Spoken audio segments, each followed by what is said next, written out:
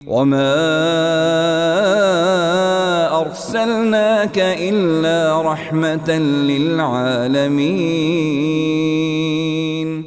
بسم اللہ الرحمن الرحیم۔ ایک مسلمان کا اپنا آپ جاننا اتنا ضروری نہیں جتنا کہ رسول اللہ صلی اللہ علیہ وسلم کے بارے میں جاننا ضروری ہے۔ آقا دو جہاں صلی اللہ علیہ وسلم کی حیات طیبہ کو اللہ تبارک و تعالی نے معجزہ بنایا۔ آقا دو جہاں صلی اللہ علیہ وسلم کی حیات طیبہ کو اللہ تبارک و تعالی نے لا ریب فیہ بنایا۔ جیسے قرآن عزیز لا ریب فیہ ہے، ایسے حیات الرسول محمد مصطفیٰ صلی اللہ علیہ وسلم کی زندگی بھی لا ریب فیہ ہے۔ ہم نے سیرت طیبہ کو سیکھنا ہے سلسلہ وار۔ تو سیرت طیبہ کے 2 سلسلے ہمارے ہو چکے ہوئے ہیں، وہ اعلان نبوت سے پہلے 40 سال، 1 سے 12 سال بچپن مبارک بھی ہمارا مکمل ہو چکا، اور 12 سے 25 سال وہ نوجوانی، اس پر بھی گفتگو ہو چکی۔ اب بات کرتے ہیں 25 سال سے 40 سال جوانی مبارک پہ۔ آج کا جو ہمارا محاضرہ، آج کی ہماری گفتگو، وہ 25 سال سے وہ 40 سال تک کی ہے۔ رسول اللہ صلی اللہ علیہ وسلم کی حیات طیبہ یہ والی جو بچوں کے ساتھ ہیں اور ازدواجی زندگی کی ہیں، اس میں بہت سارے ایسے مسائل ہیں جو اشارتاً کنایتاً فقہ و سیرہ میں سمجھی جاتی ہیں، سمجھایا جاتا ہے۔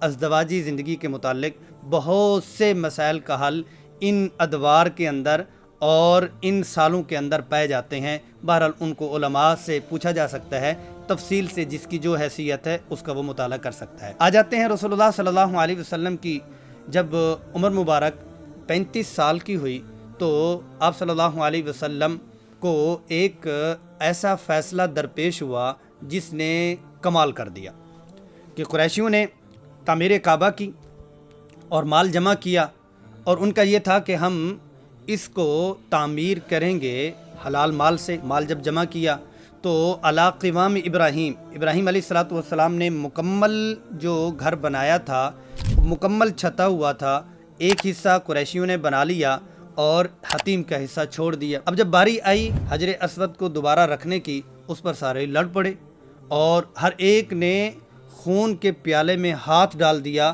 کہ یہ سعادت ہم لیں گے، بصورت دیگر جنگ ہوگی اور لڑائی ہوگی۔ رسول اللہ صلی اللہ علیہ وسلم نے ان کی وہ لڑائی ختم کی، اور ایسے کی کہ ان کے جو بڑے تھے انہوں نے کہا کہ صبح جو فرسٹ آئے گا، پہل میں انٹر ہوگا اور داخل ہوگا کعبہ میں، مکہ میں اور حرم میں، تو وہ ہمارا فیصلہ کرے گا۔ فیصلہ آپ صلی اللہ علیہ وسلم جب ہوئے تو انہوں نے کہا ہاں یہی تو صادق الامین ہے، یہی تو کریں گے، بہت ہی محبوب ہیں۔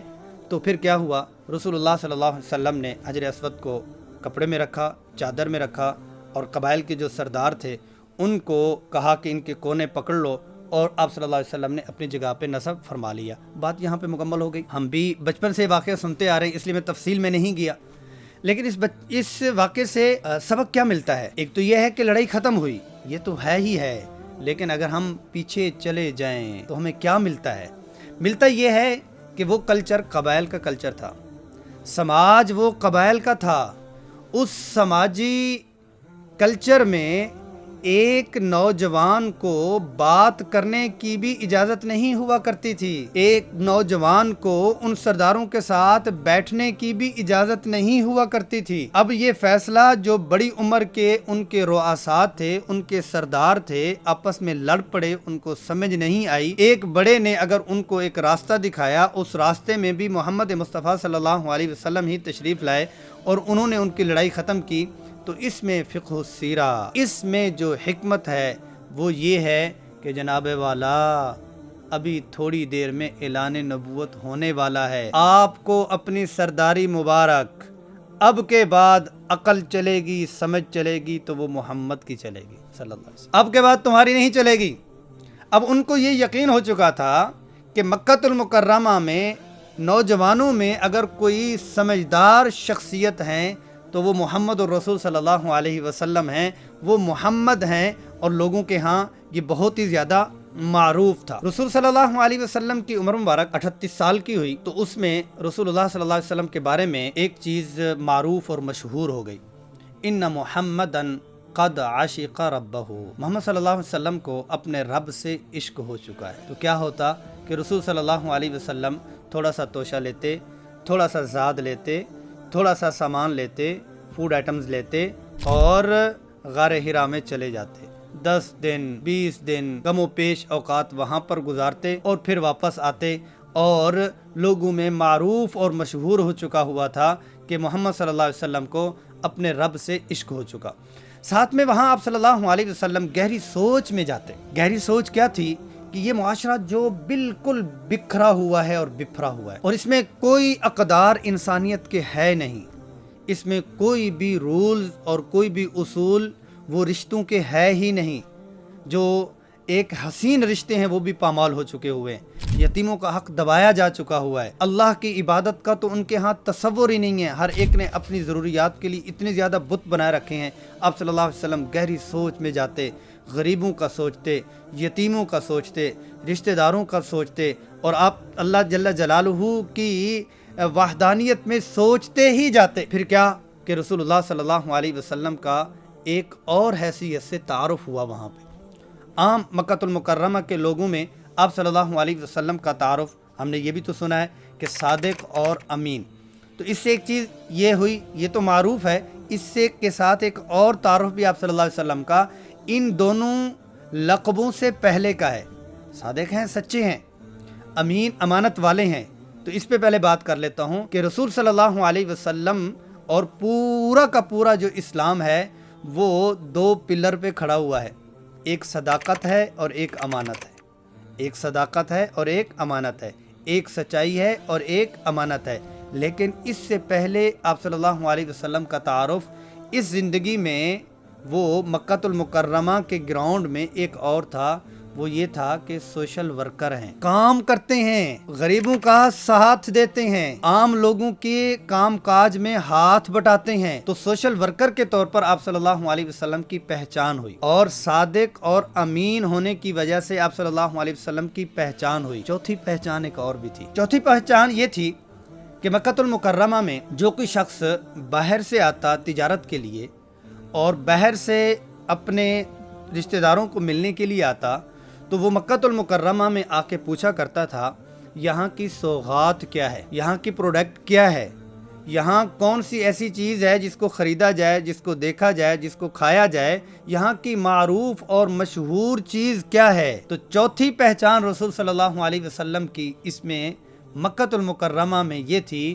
کہ یہاں مکہ کی سوغات ایک نوجوان ہے جس کا نام محمد ہے صلی اللہ علیہ وسلم۔ مکہ المکرمہ میں باہر سے آنے والے محمد صلی اللہ علیہ وسلم سے ملاقات کیا کرتے تھے، ان سے بات چیت کیا کرتے تھے، محظوظ ہوا کرتے تھے، خوش ہوا کرتے تھے، سکون لیا کرتے تھے، خود کو عزت دیا کرتے تھے کہ یہاں مکہ المکرمہ میں محمد صلی اللہ علیہ وسلم ایک سوغات اور پروڈکٹ کے طور پر ان کو وہ پیش ہوتے اور وہ اس سے محظوظ ہوتے۔ اس میں ایک اور پہلو بھی ہے، وہ یہ ہے کہ رسول اللہ صلی اللہ علیہ وسلم جب ان ایام میں اللہ جل جلالہ کی قدرت میں غور فکر کیا کرتے تھے، تو اس میں فقہ السیرہ ایک یہ بھی ہے کہ جس نے بڑا کام کرنا ہو اس کو مراقبہ، اس کو خلوت، اس کو تنہائی، اس کو اکیلے میں اللہ سے باتیں کرنا چاہیے۔ وہ تنہائی میں بیٹھ کے آئیڈیاز پہ بھی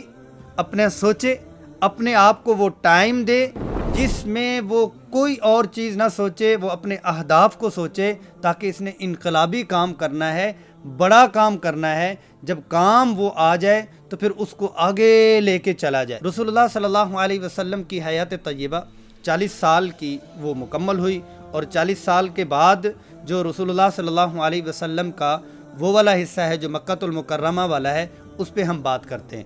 لیکن یہ ہے کہ کیونکہ مکہ المکرمہ کی حیات طیبہ 1 سے 3 سال ہے، اس میں بات تفصیل بھی ہو سکتی ہے، تو اس میں آپ صلی اللہ علیہ وسلم کا جو اعلان نبوت ہے، آپ صلی اللہ علیہ وسلم کا اعلان نبوت کے بعد کے جو حصے ہیں اس کو جوڑا بھی جا سکتا ہے اور نہیں بھی جوڑا جا سکتا، اور اس کو اسی پہ ہی اکتفا کر لیتے ہیں، اگلا حصہ اگلے حصے کے ساتھ ہی ہم جوڑ لیں گے۔ اس میں دوبارہ سے آپ کے سامنے پیش کر دیتا ہوں کہ جو آج کی گفتگو ہماری ہوئی ہے وہ 25 سے 40 سال کی ہوئی ہے۔ اعلان نبوت سے پہلے 40 سال، 1 سے 12 سال بچپن مبارک، 12 سے 25 سال وہ نوجوانی مبارک، اور 25 سے 40 سال جوانی مبارک۔ تو یہ ایک حصہ ہمارا مکمل ہوا۔ تو ایک حصے میں کتنے تھے؟ 3 عنوان تھے۔ 3 عنوان ہمارے مکمل ہو چکے ہیں، اور اب رہ گئے ہمارے 6 عنوان۔ تو اگلی ویڈیوز میں اور آئندہ کے اسباق میں ہم انشاءاللہ العزیز ان کو درجہ بدرجہ سیکھیں گے، اور آپ صلی اللہ علیہ وسلم سے محبت اپنی بڑھائیں گے۔